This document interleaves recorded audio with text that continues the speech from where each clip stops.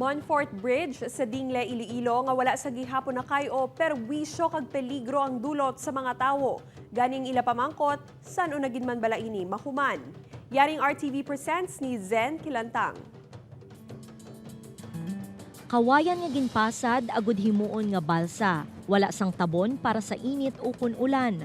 Kinahanglan balanse agud indi magkulob. Kinahanglan butungon agud makatabok. Ini ang kinahanglan agyan sa mga residente sang Barangay Moroboro, Lingkod, Kamambugan, Ilahas, Kaguyuman, Agtatakay, Gutaw, Tula-Tulaan, Nazuni, Putulan, Namatay, kag agsalanan sa Banwa sang Dingle, Iloilo, agud makatabok sa suba. Halos isa ka tuig na abi nga guba ang Monfort Bridge matapos ang paglaslas sang duha ka mga bagyo kag tubtub subong, wala pa ini makayo. Gani ang mga pumuluyo, naghimo na lang sang duha ka mga balsa. Si Lola Janine nagakabalaka sa mga apo nga naga-eskwela, bangod tuman kadelikado, ilabi na kung maglain ng tiyempo. Mga madali matapos. Ito matawhay may mga batang ang makatabok sa subay. Nga hindi sila mabudlayan.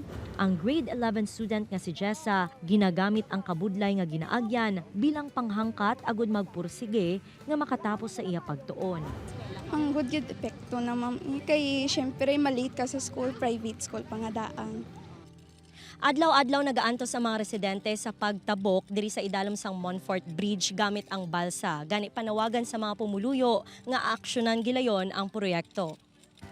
Sa likod sang pag-antos sang pumuluyo, may mga nagasakripisyo man agud maghatag sang serbisyo sa ila isig ka tawo. Kaangay kay Edward nga nagaboluntaryo sa pagbutong sang lubid.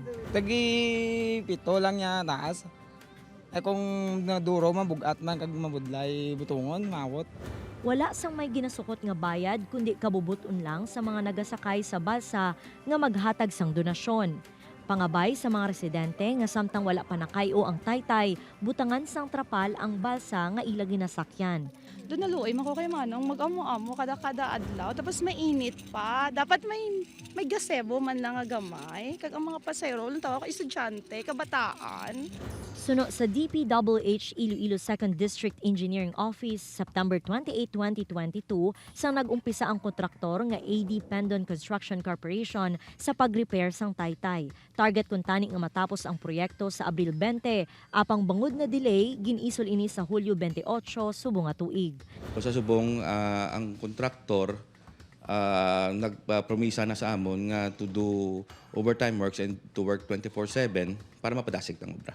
Nakalabot naman ang reklamo sa Committee on Infrastructure sang sangguniang panlalawigan. Nag-aantas sila sang time to rectify their shortcomings. Kag kung nakita nato nga delay na gid kag daw wala gid sing may nagahulag, I believe it is about time nga i-committee hearing ko. Gani samtang wala pa sang taytay, si Edward padayon nga magabutong sang lubid sang balsa. Ang mga estudyante kaangay kay Jessa kinahanglan magbugtaw sang temprano. Kag ang mga ginikanan kaangay kay Lola Jeline padayon nga magakabalaka sa peligro kag perwisyo sa konstruksyon sang taytay nga tuman kahinay. Upoy Kirumal Porquia, Zen Kilantang para sa GMA Regional TV 1 Western Visayas Special Report.